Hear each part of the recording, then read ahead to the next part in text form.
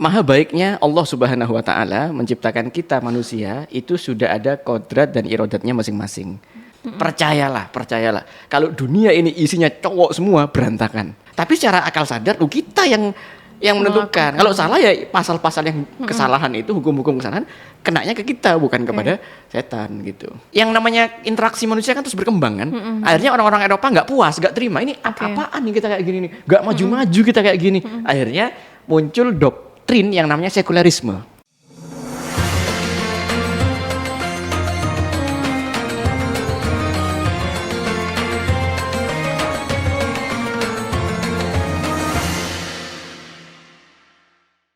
Assalamualaikum warahmatullahi wabarakatuh. Halo Sobat K, apa kabar? Masih puasakah kamu hari ini? Karena kalau kita bulan puasa itu ya baiknya kita isi dengan hal-hal yang bermanfaat ya otomatis. Termasuk salah satunya dengan mendengarkan atau menyimak dakwah milenial pada hari ini bersama dengan Ustadz Hutri. Assalamualaikum Ustadz Hutri. Waalaikumsalam warahmatullahi wabarakatuh. Masih puasa ya Ustadz ya? Oh iya dong, masa motel. Dan kita harap Sobat K semua juga tetap semangat, sehat puasanya guys. Amin, dan tetap beribadah ya Pak Ustadz ya. Mudah-mudahan sekalipun sore mungkin sambil ngabuburit nih ya Ustadz ya, sambil mendengarkan dakwah milenial. Dan karena tema kita sore hari ini cukup bergengsi ya, cukup bergengsi dan menampar. Bergengsi dan menampar karena akhir-akhir ini nih Sobat K, mungkin di antara kita semua, di antara kamu nih di lingkungan rumah kamu, sekolah atau mungkin kampus, ada beberapa sering kamu jumpai teman-teman kita yang laki-laki tapi berpakaian atau bertingkah seperti perempuan, dan perempuan yang bertingkah atau berpakaian seperti laki-laki. Sebelumnya nih, saya pengen dengar dulu pendapat dari Ustadz Hutri melihat fenomena itu bagaimana nih Pak Ustadz? Jangan gitu. Itu loh teman-teman kita itu juga manusia. Oke. Itu loh juga punya asasi dan sebagainya. Gini, satu sisi kita ketika membahas ini itu bukan dalam rangka kita itu haters atau kita itu underestimate, enggak kok. Justru kita tuh membahas ini karena kita itu care. Karena kita itu cinta, peduli sama teman-teman kita yang sedang mengalami hal ini gitu. Kenapa kok saya katakan sedang? Ongoing artinya ini continuous tense ini ya, present continuous tense. Karena pas di masa lalu kadang dia nggak gitu. Iya. Atau mungkin in the future dia nggak gitu. Ada loh dulu waktu kita masih SMA, biasa kan ya ada geng-geng band. Nah ada seorang vokalis band di SMA kita dulu. Ganteng banget, suaranya enak, vokalis. Waduh, pokoknya idola para. Idaman ya Ustaz. Iya, idaman banget, idola para ciwi-ciwi lah ya dan sebagainya. Tapi apa yang terjadi? Begitu beliau lulus, beliau kakak kelas. Terus kemudian sesi 2 tahun, saya yang kelas 3, kemudian beliau kayak reunian lah gitu, kayak reunian gitu. Itu yang jadi idaman para cewek-cewek, malah sekarang jadi cewek. Malah jadi kayak cewek dan sebagainya. Artinya apa? Itu kan dulu nggak gitu, kok sekarang gitu. Nah makanya saya katakan ini sedang. Jadi teman-teman yang sedang mengalami keterbegituan, atau kita yang punya teman, yang teman kita itu sedang begitu. Nah ini kita dalam rangka cinta, kita dalam rangka care, kita dalam rangka peduli. Itu perlu saya tegaskan dulu tuh. Karena kalau kita langsung jeglek pada isinya nanti, wah ini melanggar HAM. Justru kita ingin memulihkan kembali hak asasi dan kodrat manusiawi dari teman-teman kita tersebut gitu. Jadi pertama begini. Maha baiknya Allah Subhanahu wa Ta'ala menciptakan kita manusia itu sudah ada kodrat dan irodatnya masing-masing. Sudah ada kadarnya, sudah ada khosiatnya, sudah ada laki-laki dengan berbagai macam tipologi, terminologi dan segala macam kekhususannya. Nah, termasuk dengan perempuan. Perempuan dengan berbagai macam tugasnya, dengan kekhususannya, dengan tipikal-tipikalnya dan sebagainya. Ini menyangkut baik itu aspek psikologis maupun biologis gitu. Udah beda. Jadi kita diciptakan beda oleh Allah Subhanahu wa Ta'ala, itu sudah takdir yang paten gitu. Bukan dalam rangka diskriminasi, bukan dalam rangka kemudian menegasikan satu sama lain, justru untuk saling melengkapi. Percayalah. Kalau dunia ini isinya cowok semua berantakan. Sebaliknya, kalau dunia ini isinya cewek semua baperan.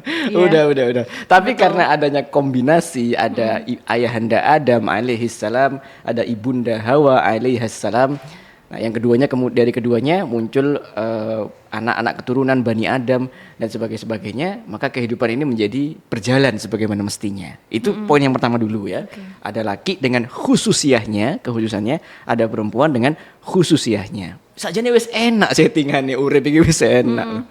Nah, cuman memang aduh nggak tahu ya.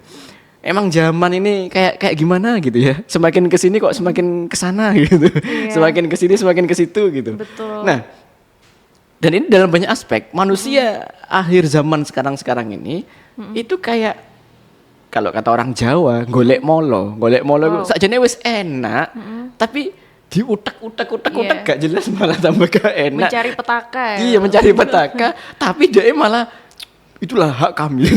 Itu kan lucu. Sama-sama ada gini deh kayak teman-teman ya sahabat K. Kita kan masih muda ya, kadang-kadang suka motor itu dimodifikasi gitu. Wis api-api rek metu saka dealer. Wis bane standar, knalpote enak, digas irit. Wis enak kabeh wisan. Begitu metu gak puas kita. Sing knalpote dibedil, sing bane diceperno, sing settingane wis enak. Wis diteliti, wis di desain sesempurna mungkin yang mampu dicapai. Tapi ya diutek-utek mana malah ditambah boros, sama polisi ditilang karena kan knalpot apa itu? Brong ya. Brong itu terlarang. Ya, iya, terlarang gitu, bisa ditilang dan sebagainya. Wis golek molo lah, kok golek molo lah. Termasuk diantaranya masalah gender. Okay. Masalah gender. Nanti kita ceritakan juga sejarahnya. Oke. Gitu. Masalah gender ini wis enak settingannya, wis enak, ono lanang, ono wadon, ada laki, ada perempuan saling melengkapi, saling menyempurnakan. Lah kok tiba-tiba diutek-utek di macam-macam jadi tambah nggak beres kayak semacam ini. Dan itu lagi-lagi kita ingin memulihkan hak asasi dan kodrat manusia sesuai pada jalurnya. Begitu teman-teman semuanya. Sebelum kita bahas soal sejarahnya nih ya Ustadz ya, karena kalau misalnya secara Alifa pribadi memiliki juga teman-teman yang seperti itu Ustadz. Cuman Alifa menganggapnya ketika selama itu cuma tingkah laku aja atau mungkin pakaian saja nggak apa-apa, asalkan orientasi seksualnya masih normal. Gitu. Itu kan cuman bercanda kan cuman gitu doang. Iya, kebanyakan kayak gitu ya Ustadz ya. Bercanda yang diseriusi akhirnya jadi.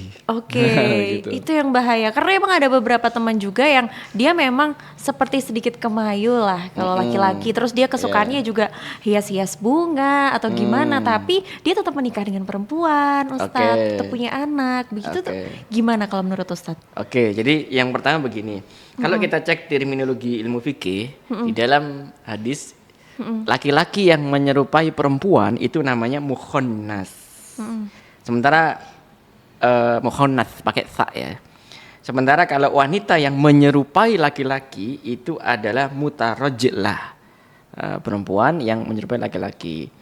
Dan kalau kita bicara tinjauan fikihnya ya, para ulama ittifaq sepakat bahwasannya tasyabbuh dengan lawan jenis, laki-laki gaya-gaya perempuan atau perempuan gaya-gaya laki-laki yang mana itu melanggar kodrat dan iradat dari Allah, itu adalah hukumnya haram.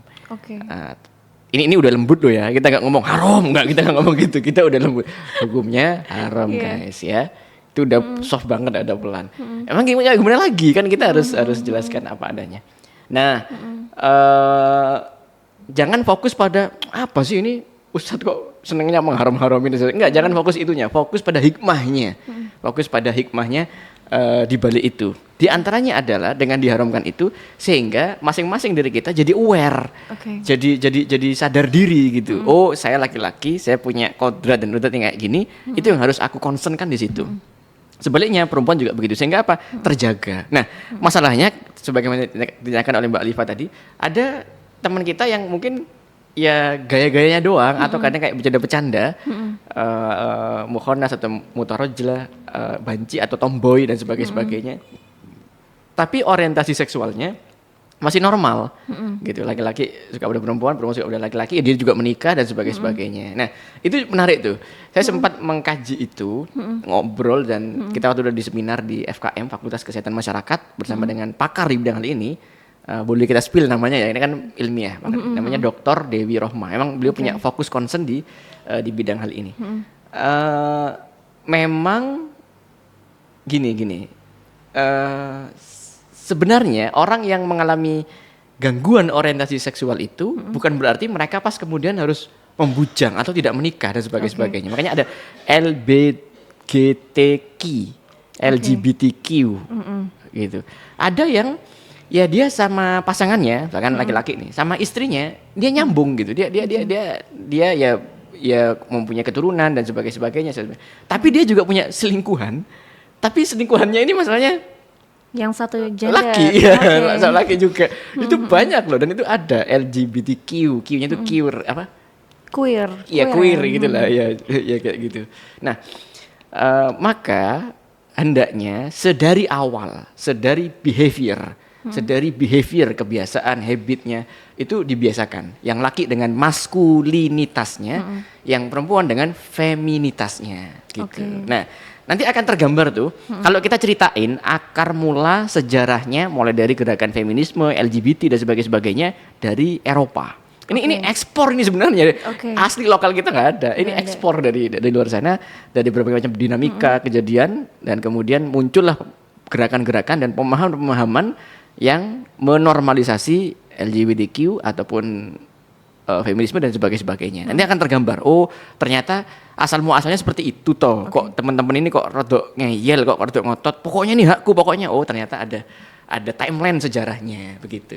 Oke, kalau gitu kita nggak sabar juga. Alifa juga nggak sabar nih untuk menunggu bagaimana sih awal sejarahnya, bagaimana bisa ada sampai hari ini teman-teman kita yang juga mengarah ke LGBTQ ya Ustadz ya. Kalau gitu jangan kemana-mana, tetap di K Radio. Tahu nggak sob? Di bulan Ramadan kali ini kita dianjurkan untuk tidurnya dikit aja, makannya juga dikit aja, tapi ibadahnya yang dibanyakin. Makanya jangan lupa share dan juga subscribe video ini biar kita merasakan nikmatnya dan juga lancarnya ibadah kita terus ya. Kembali lagi di Dakwah Milenial bersama Ustadz Hutri. Ini masih di sini nih Ustadz Hutri, masih sama Alifa, dan sesuai janji tadi kita akan bahas tentang sejarah nih Ustadz. Bagaimana bisa LGBTQ itu eksis, bahkan sekarang sudah ada namanya ya LGBTQ sampai hari ini. Iya, dan sampai sekarang teman-teman kita tersebut masih proaktif memperjuangkan hak-hak konstitusional legalnya. Betul. Gitu. Kalau sekarang kan kalau nikah misalkan antara Anton dan Dono sih, itu salah satu di antara Anton dan Dono harus macak pakai kerudung dulu, kalau perlu bercadar, baru kemudian bisa. Itu kan ramai terjadi. Terus kadung KUA kan ya ngurusi administrasi, saya lancar, selesai. Loh, kok tiba-tiba lanang pada lanang dan sebagainya. Itu terjadi. Di Jember juga terjadi hal itu, kasus pernikahan sejenis dan sebagainya. Tapi sembunyi-sembunyi. Nah, sampai sekarang teman-teman masih kekeh untuk memperjuangkan bahwa apa sih yang salah dan sebagainya. Yuk kita mulai tracking akar sejarahnya. Kalau terkait dengan penyimpangan orientasi seksual, laki suka sama laki, perempuan suka sama perempuan, yang masyhur dalam Al-Qur'an itu bermula dari kaum Nabi Lut alaihi salam. Ya, yang mana Nabi Lut alaihi salam hidup di satu kaum yang mempunyai kebiasaan yang aneh. Laki-lakinya itu nggak suka sama perempuan secantik apapun. Hasil itu laki-laki dulu tuh awalnya tuh. Di mana-mana kenakalan itu laki-laki dulu. Perempuan menyambutnya gitu. Karena laki-laki pada suka sama laki-laki, yang perempuan akhirnya nganggur dan sebagainya. Akhirnya perempuan suka sama perempuan dan sebagainya. Nah tentu kalau secara teologis ya, akar dari segala mula kejahatan itu tidak lain dan tidak bukan adalah godaan syaitan. Innahu lakum aduwwum mubin. Sungguhnya dia, setan itu adalah musuhmu yang paling nyata. Yang membisik-bisiki, yang merangsang, yang menstimulan dan sebagainya. Nah, itu dari situ. Cuman ya kita sebagai manusia juga kadang setan itu frustasi musuh orang-orang Indonesia, terutama orang Indonesia ya. Masa aduh maaf aku hilaf ini gara-gara setan gitu. Muka gile lu, gue cuma mancing doang, lu yang berbuat, gue yang salah. Masalahnya tindak pidana hukum kita pun nggak ada yang bisa menjerat setan, pasal-pasal kita nggak bisa. Cuman ya secara teologis kita menyadarinya, oh ya ini gara-gara godaan setan dan sebagainya. Tapi secara akal sadar, kita yang menentukan. Kalau salah ya pasal-pasal yang kesalahan itu, hukum-hukum kesalahan kenanya ke kita, bukan kepada setan gitu. Sampai setannya minta pensiun ya kalau iya, apalagi bulan Ramadan nih ya. Bulan Ramadan kan setan lagi di kerangkeng, diikat di penjara, terus kemudian pintu surga dibuka, pintu neraka ditutup. Loh, kok masih banyak kriminalitas gitu. Wah, ini udah di training oleh setan jadi master, jadi ya udah banyak di briefing nih. Nah, Oke, kita kembali ke yang tadi. Itu kalau kemudian kaum Ludian, makanya kaum Sodom sering diidentikan dengan kaum Ludian, Sodom, Oke. perbuatannya sodomi dan sebagainya. Jadi demikian, dan itu perbuatan yang sangat terkutuk sampai-sampai punishment yang Allah Subhanahu wa Ta'ala berikan kepada kaum Nabi Lut itu bukan punishment biasa, melainkan apa? Pembumi hangusan, gitu, genocide dan sebagainya. Oke, kita kemudian berlanjut, kehidupan berjalan ya, terus. Nah, ada satu zaman kalau para ilmuwan yang netral, sejarawan yang netral menyebutnya sebagai the Middle Age, zaman pertengahan. Orang-orang yang tendensius menyebutnya sebagai the Dark Age, karena memang pada waktu itu Eropa itu jujur diakui sedang pada Dark Age, abad ke-8. Sementara kaum muslimin menyebutnya justru the Golden Age, karena waktu itu Cordova, Andalusia, Baghdad, Damaskus, itu Kairo itu cerah luar Sudah biasa sangat di situ, berkembang, udah ya. sangat berkembang. Nah, Eropa itu mundur, meskipun sekarang kebalikannya ya, dan sebagainya. Tapi kita flashback ke belakang. Di saat itu, saat the Dark Age itu, di Eropa sudah lazim yang namanya diskriminasi, pendiskreditan kepada perempuan terutama. Oke. Secara teologis dikatakan bahwa perempuan adalah makhluk kelas 2, kasta kedua. Lalu kemudian perempuan adalah sebab Adam diturunkan dari heaven. Oke. Karena kan siapa yang ngajak makan buah huldi ya? Kamu Anda kan? Jadi Iya. wah ini gara-gara lu nih, ini gara-gara para wanita, hati-hati. Kalau kita terlalu care sama para wanita, nanti kita jadi kayak Nabi Adam. Nanti kita jadi terjerumus kayak pendahulu kita dan sebagainya. Ngambil kesimpulannya itu keliru gitu loh. Ngambil kesimpulannya di situ. Nah, singkat cerita berangkat dari itu, dan itu kan bikin nggak maju-maju.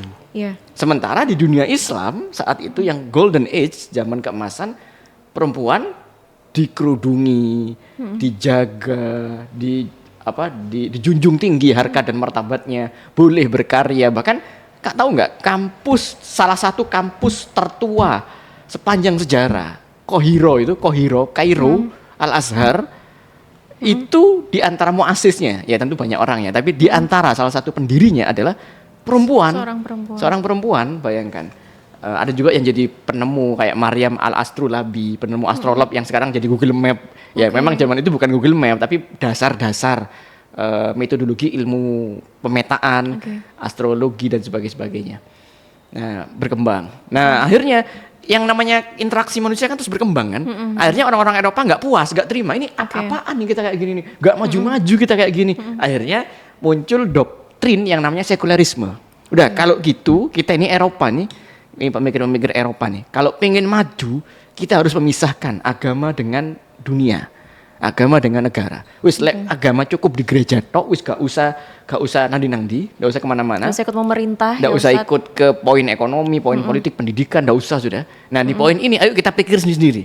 Kita diskusi, kita ngobrol, akhirnya muncul demokrasi dan sebagainya. Jadi yuk kita bicarakan lah, man to man, gitulah, antar laki-laki dan sebagainya. Nah akhirnya terjadi itu. Di antaranya adalah untuk menaikkan harkat dan martabat kaum wanita yang sempat tertindas zaman itu, muncullah gerakan feminisme, gitu. Wah ini perempuan dulu ditindas nih, sekarang harus naik martabatnya dan sebagainya. Dunia Islam apakah perlu? Nggak perlu karena udah tinggi sejak awalnya, udah tinggi. Nah singkat cerita gerakan itu terus berlanjut. Nah di antaranya menjadi gerakan LGBTQ internasional. Gitu. Kalau Anda cek di antara para punggawa dari NGO LGBTQ dengan funding yang besar internasional maksudnya, itu para aktivisnya memang sengaja diambil dari kalangan perempuan gitu.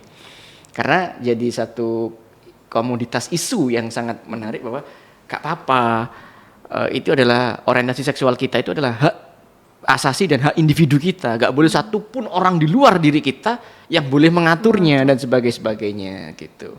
Sama, itu sendiri juga gak usah maksa-maksa pemahaman LGBTQ itu ke yang lain-lain gitu. Masalahnya kan dunia berputar, dunia Islam mengalami kemunduran. Kalau dulu maju sekarang harus diakui ini objektif mundur.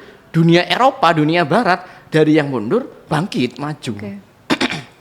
Nah, sebagian orang silau, wah ini kenapa ya kok bisa maju nih, kok bisa bangkit nih? Oh, karena memisahkan agama dari kehidupan itu. Kalau gitu kita juga harus memisahkan agama dari kehidupan ini gitu. Akhirnya apa, orang ya sudah, aku nikah aja, sholat aja, tapi orientasi seksualku ya udah terserah aku. Ya sebagai itu residu. Residu itu kayak bekas-bekas yang tidak nampak tapi ada. Gitu kayak bom atom jedar. Setelah selesai ya bekasnya enggak kelihatan, tapi radiasi itu masih ada. Lah residu itu kayak gitu.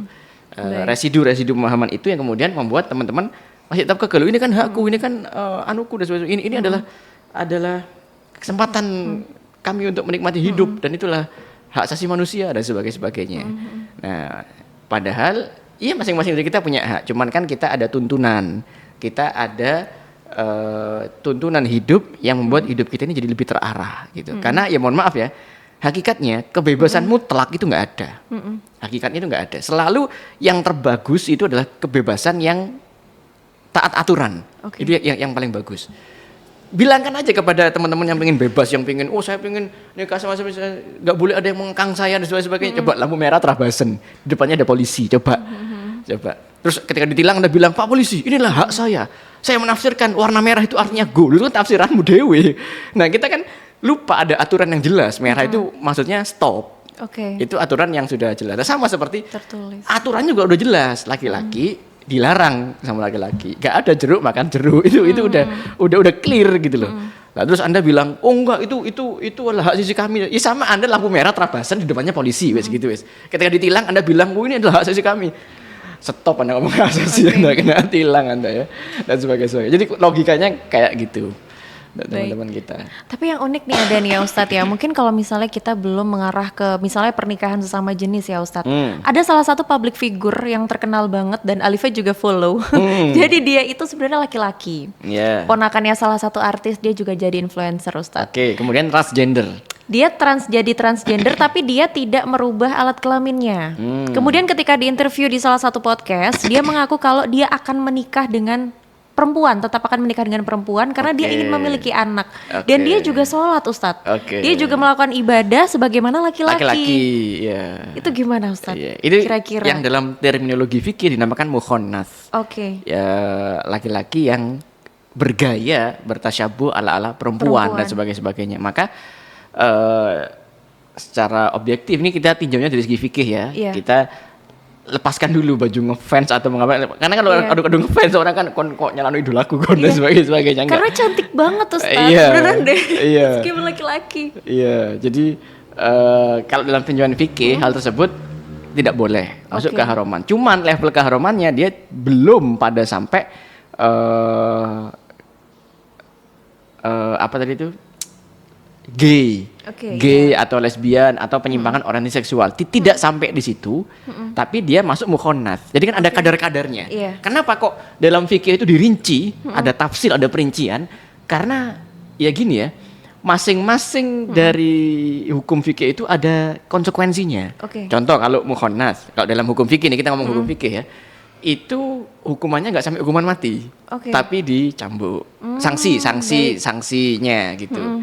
Nah kalau sampai kepada LGBTQ, lebih dari itu artinya nggak cuma sekedar gaya, nggak cuma sekedar perform atau style atau apa yang ya seperti yang disampaikan tadi, masih laki-laki jenis kelaminnya, lalu kemudian sholatnya laki-laki, cuman gayanya, stylenya sampai cantik banget kayak perempuan.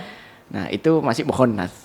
Dia masih secara sanksi masih nah sementara kalau sudah LGBTQ atau kaum Sodom atau kaum Ludian, itu sanksi secara fikihnya adalah dihukum mati. Coba bayangkan, dihukum mati gitu. Ini jangan gini ya, itu kan yang keras Ustaz, yang sadis, yang lunak dong gitu. Ya emang kita kaum lunak. Enggak gitu. Maksudnya hukuman yang keras itu agar kita kapok dan tidak melakukannya. Sama di Indonesia sekarang apakah ada hukuman mati? Ada loh. Bandar narkoba yang kiloannya itu sampai berapa kilo gitu ada standarnya. Kalau bandar sampai lebih dari 5 kilo itu berapa gitu ya saya ingat saya. Itu hukuman mati loh. Apakah negara jahat? Apakah Pancasila kejam? Enggak. Itu agar para bandar-bandar ini kapok, tidak lagi meracuni anak-anak muda kita, agar kita itu tetap menjadi bangsa yang berketuhanan yang Maha Esa. Oke. Gitu. Jadi bukan jangan lihat sisi kejamnya, Oke. enggak, tapi ini pencegahan Oke. agar kita tuh kapok dan ngeri gitu. Baik, kalau gitu ini masih pasti banyak pertanyaan yang sebenarnya sudah ada di kepala Alifa, tapi karena kita harus jeda dulu, jangan kemana-mana, tetap di K Radio bersama Ustadz Hutri. Sebelum lanjut nonton, Ajeng mau ingetin nih, jadikan bulan Ramadan ini sebagai titik balik dalam kehidupan kita. Hindari segala tipu daya kehidupan dan nikmati manisnya iman. Makanya, share dan juga like serta subscribe video ini biar kita makin banyak menikmati manfaatnya ya. Kembali lagi di Dakwah Milenial bersama Ustadz Hutri hanya di K Radio Sobat K. Dan sekarang nih waktunya tadi kan kita udah bahas tentang sejarahnya ya Ustadz. Kemudian dalam fikih bagaimana membedakan laki-laki yang menyerupai perempuan dan perempuan yang menyerupai laki-laki. Sekarang kita coba, seandainya nih sekarang kita sudah berada di fenomena tersebut, karena memang sudah banyak ya Sobat K kita temui teman-teman kita atau mungkin influencer-influencer idola kita yang ternyata memang sedikit ketika perempuan tapi bisa kelihatan ganteng banget, kemudian yang laki-laki tapi bisa kelihatan cantik banget. Bagaimana nih solusinya Ustadz? Cara mencegah agar tidak terjadi lagi dan cara menghentikan atau mengembalikan lagi jika memang sudah pada jalan itu. Ya, sayangnya saya bukan pegawai apotek yang Oke. cari obatnya di apotek-apotek terdekat. Enggak, ya kita fokus. Iya. Ya, jadi ini buat teman-teman yang sebagai pelaku nih misalnya, artinya, waduh iya ya, ini gue banget nih, ini kayaknya yang lagi dibahas di tema kali ini gue banget nih, yang merasa ini gue banget. Satu, yuk saya pengen ajak kepada Anda untuk berpikir dari hati ke hati. Saya ajak berpikir normal. Mau sampai kapan kehidupan yang kayak gini? Apa yang Anda cari? Apa yang Anda cari? Terus nanti ending dari sikap Anda yang kayak begitu-begitu itu apa endingnya? Apakah endingnya kebaikan, kebahagiaan, atau sebaliknya? Endingnya adalah kenestapaan, kesedihan, dan kehancuran dalam hidup bahkan. Nah, yuk mikir itu yang pertama ya. Mikir. Tafakkaru, berpikirlah, bertafakurlah, merenung, mikir. Ini untuk apa ini semua? Dampaknya ini kayak gimana dan sebagainya. Yang kedua, optimis pasti bisa kembali. Oke lah, yang lalu udah berlalu, yang kadung, kita nggak akan ngundat-ngundat dan sebagainya. Tapi optimis, harapan, kesempatan itu masih ada. Sebagaimana Allah Subhanahu Wa Taala memberikan Anda kesempatan hidup, ini Imam Ghazali dalam kitab Ihya Ulumuddin, ketika aku hidup di satu pagi, maka aku optimis, aku bersyukur kepada Allah Subhanahu Wa Taala menunjukkan bahwa Allah masih memberiku kesempatan untuk taubat hari ini. Nah sama ketika, oh iya ya, buktinya aku sekarang masih hidup, berarti Allah masih menghendaki Anda kembali. Allah masih menghendaki membukakan pintu pada Anda untuk taubat. Itu yang kedua. Nah yang ketiga, perbaiki secara tadi pemikiran sudah, merenung sudah, optimis sudah. Yang ketiga, benahi circle pergaulan. Mungkin kita sudah ada kerentek ya, di dalam hati sudah ada kerentek, terus kemudian udah ada niat, dan kemudian mau melangkah tapi kok digandoli mana baik konco-konco yang ya mengalami keterbegituan sebagainya, nggak jadi akhirnya, nggak jadi. Nah maka yang poin ketiga adalah perbaiki circle dari orang-orang yang mengalami keterbegituan, perbaiki circle kepada orang-orang yang menambah optimisme dan keimanan dan ketakwaan kepada Allah Subhanahu Wa Taala. Memang di awal-awal proses itu pasti akan terjadi yang namanya rasa tidak enak hati, rasa kayak mau berantem aja sama teman, mau dimusuhi, dirasani, diribain dan sebagainya. Itu pasti. Tapi itu nggak berlangsung lama kok. Begitu semua kembali normal, Anda akan mengalami kehidupan yang benar-benar normal dan semua akan baik-baik saja. Oke. Kalau kembali, tapi ya jangan salahkan Allah, jangan salahkan takdir, jangan salahkan kehidupan jika kemudian Anda terus terlarut, Anda terus tercebur, tidak melakukan perubahan, mencoba lebih baik dan sebagainya. Ya kalau nasib begitu jangan salahkan nasib. Ini sudah nasibku begini, bukan. Wis dikandani innallaha la yughayyiru ma biqaumin hatta yughayyiru ma bi anfusihim. Allah enggak bakal ngerubah nasib suatu kaum sampai kaum tersebut itu mengubah apa-apa yang ada dalam diri mereka. Apa ma di sini? Bil makna ma itu adalah akal dan hati. Oh ya, paradigmanya berubah, konsentrasinya berubah, pergaulannya berubah, yakin, optimis, lama-lama akan berubah. Nah, berikutnya untuk pencegahan.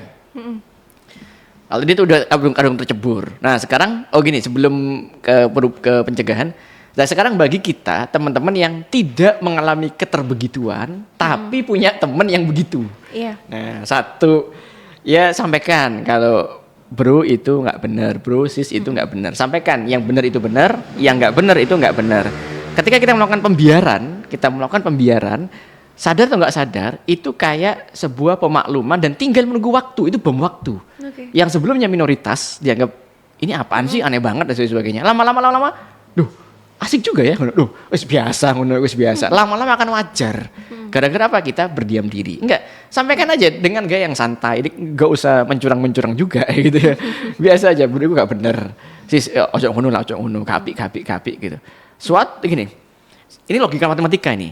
Plus kali min sama dengan Plus, minus. ya, plus kali min sama dengan min. Minus. Hal-hal yang baik sampean lho, ono koncomu salat nang masjid, salat mbok gibain, ya Allah, ya Allah bro, sok soleh awakmu bro. Amalan baik diminesi. Iya. Maka sikap kita itu minus. Tetap minus Iya, ya. sebaliknya. sekalipun. Amalan minus diplesi. Contoh kayak ya bergaya perempuan bagi laki-laki atau bergaya laki-laki bagi perempuan. Tapi tetap sholat. Tapi kita respect. Wah, Oke. apa bro bagus, respect. Wah, Oke. keren. Min kali plus sama dengan Minus. Tetap. minus. Jadi sikap kita respect Oke. kepada hal yang minus itu minus. Tetap minus. Sebaliknya, ini ada fenomena nih ya tadi Iya. itu, laki kayak perempuan kayak laki dan sebagainya, mukhonnas, mutarajlah. Nah, itu fenomena negatif. Kemudian kita menegatifkannya. Ojo Oke. ngono, iku elek, ojo ngono, jangan begitu dan sebagainya. Min kali min sama dengan Plus. ya, itu dia. Oke. Jadi ketika kita melarang atau menegatifkan sikap negatif, sikap kita itu plus. Oke. Sikap kita itu positif gitu. Nah, ya tentu ya tidak dengan kekerasan, tidak dengan Baik. anarkisme dan sebagainya. Bil hikmah aja. Bawa santai yang asik-asik aja, tapi tetap harus tegas. Oke. Kadang keasikan gak tegas belas. Kadang tegas gak asik belas. Asik tapi tegas gitu. Oke. Yang kedua, teman-teman kita yang mengalami keterbegituan, jangan langsung divonis seakan-akan tidak ada harapan. Wah, iki penghuni neraka teko gitu. Penghuni neraka teko gitu. Kasihan. Waduh rek sakjane ya. Tak delok-delok awakmu iki duwe bakat penghuni surga. Lek tobat. Lek tobat. Jadi kasih optimisme tapi di jalan yang benar. Oke. Jangan menutup pintu. Ya meskipun kadang cuma guyon ya. Bagi kita guyon, bagi pendengar yang dengerin itu belum tentu dia menanggapinya guyon. Iya. Ada saat-saat baper, ada saat-saat lagi apa dan sebagainya. Jadi tetap bawa santai, tetap berteman sewajarnya, tapi harus yang salah katakan salah gitu. Jangan diwajarkan biar tidak yang minoritas menjadi biasa. Keanehan ini, kejanggalan ini menjadi hal yang wajar gitu. Itu bagi kita yang tidak begitu tapi punya teman yang mengalami keterbegituan. Nah, sekarang untuk mencegahnya. Oke. Memang ya karena ini adalah fenomena global. Ini fenomena global loh. Iya. Kalau kita hanya fokus menyelesaikan yang lokal-lokal sini aja dan sebagainya, itu kayak kita itu ngarit di tengah Amazon. Hutan Amazon tahu ya. Oke. Tapi kita tuh ngaritnya pakai arit ini gitu. Film Avatar saja, Avatar yang makhluk biru loh, Rek. Iya. Yang makhluk biru bukan Avatar bukan. Avatar yang makhluk biru itu. Itu untuk mbabot hutan sakmono kabeh ku yo pesawat, yo bom, Iya. yo apa dan sebagainya. Untuk skala besar, maka butuh solusi yang besar gitu. Nah, maka dalam hal ini saya mensupport dan saya mendukung kepada negara dalam hal ini baik itu eksekutif, legislatif maupun yudikatifnya, semua komponen untuk ayo bareng-bareng kita sembuhkan bangsa kita ini. Kita Oke. sembuhkan. Enggak kok, kita bukan dalam rangka memusuhi, enggak. Iya. Kita dalam rangka menyembuhkan. Ini patut di-note nih ya, di-notice ya. Kita enggak memusuhi, kita menyembuhkan. Bolak-balik tak ulang lagi, menyembuhkan. Soalnya apa? Kadang dipelintir-pelintir, Iya, saya enggak suka. betul, Dipelintir-pelintir. Iya. Mentang-mentang gini, wah ini memusuhi. Menyembuhkan, bukan memusuhi gitu. Menyembuhkan. Yuk kita sembuhkan bareng-bareng. Lewat apa? Aturan yang lebih tegas lagi. Aturan yang lebih tegas. Karena apa? Kalau swasta ya kayak ustadz ini swasta loh. Ustadz ini swasta. Maksudnya Oke. apa? Cuman bro aja ngono. Mek ngono tok. Iya wis mlebu telinga kanan, metu telinga kiri gitu. Bro. Tapi kalau aturan perundang-undangan, keder dulu itu orang-orang. Iya, betul. Anda melanggar pasal ini. Betul. Ya meskipun nanti masih ada pengadilan, bisa iya bisa enggak ya. Tapi kan Iya. paling enggak keder dulu. Nah, keder itu penting untuk menghantam sesuatu yang sifatnya makro.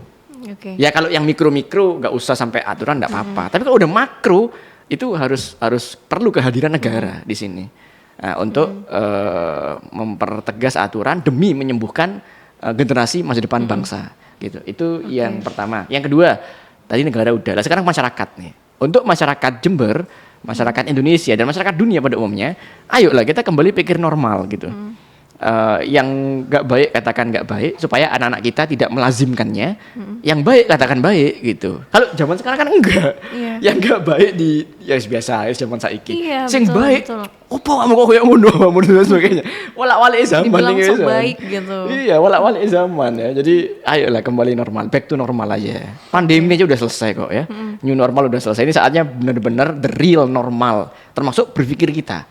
Alam berpikir. Masyarakat harus aware nih. Gak usah takut, masyarakat kan punya kekuatan apa ya? Society kita tuh punya kekuatan apa? TPC, the power of colok. Oh, Gitu ya. Apa namanya?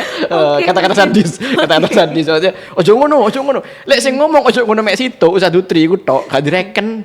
Lah kan ngomong sampai doer gak kira. Mek ojo ngono. Tapi kalau ngomong 1.000, 1.000.000 orang kompak, itu orang akan mikir, aduh, kok semua orang ojo ngono ya dan sebagainya. Nah, itu masyarakat harus ini. Nah, yang ketiga, keluarga dan individu. Oke. Keluarga harus lebih hangat. Mungkin yang broken home, ya masing-masing orang tua mulai membangun kehangatan kembali di masing-masing pihaknya. Yang pihak ibu dengan keluarga baru ibunya, yang pihak bapak dengan keluarga baru bapaknya. Dan ingat, sebroken apapun home Anda, anak itu tetap anak gitu loh. Yeah. Anak itu tetap anak, sebroken apapun. Ya, jadi boleh jadi teman-teman mengalami keterbegituan karena tidak menemukan kehangatan di rumah, lalu kemudian mencari kehangatan di luar yang ternyata ada di lingkungan itu dan sebagainya, maka rumah tangga, home dalam hal ini itu harus kembali pada fungsinya, memberikan kenyamanan dan kehangatan psikologis, termasuk kepada anak muda. Biar nggak ngan ke kiri gitu. Iya, betul. Ya namanya anak muda pasti cari, Iya. gak iso, menang ojo nang ndi, gak iso, Gak bisa. malah nang ndi dia. Betul. Wis awakmu mblayu tapi iki jalure ngono. Dilarang cara. semakin dilakukan. Iya. Wis kamu Remaja. ojo nang ndi kene ae. Bener dia ndak kemana-mana di kamar, tapi jenenge hotspot, jenenge wifi sih Iya. tetap pada dia, Iya, dia betul, mengakses konten-konten LGBT yang membuat dia semakin kuat doktrin ke LGBT dan sebagainya kayak gitu. Jadi kasih anak muda jalan lari, kasih tracknya. Nah, tinggal tracknya itu yang diarahkan. Selesai. Gitu ya. Kita doakan semoga Amin. teman-teman kita yang mengalami keterbegituan atau kita yang punya teman mengalami begituan dan semua orang-orang kaum muslimin, orang-orang Indonesia semuanya diberikan kebaikan oleh Allah Subhanahu wa taala. Yang sempat ada salah-salah diberikan pintu taubat oleh Allah Subhanahu wa taala, dan yang kalau sudah taubat, ini masyarakat kita nih. Lek wis taubat, wis mari ojo diundat-undat. Wis mari wis iku saiki rabi iku lho. Iya, biyen iku koyo ngene biyen wis malaikat ujian, wis tutup iya, buku, betul, coba bayang betul. malaikat wis tutup buku lah kok awakmu menungso sik pancet Iya. ngundat.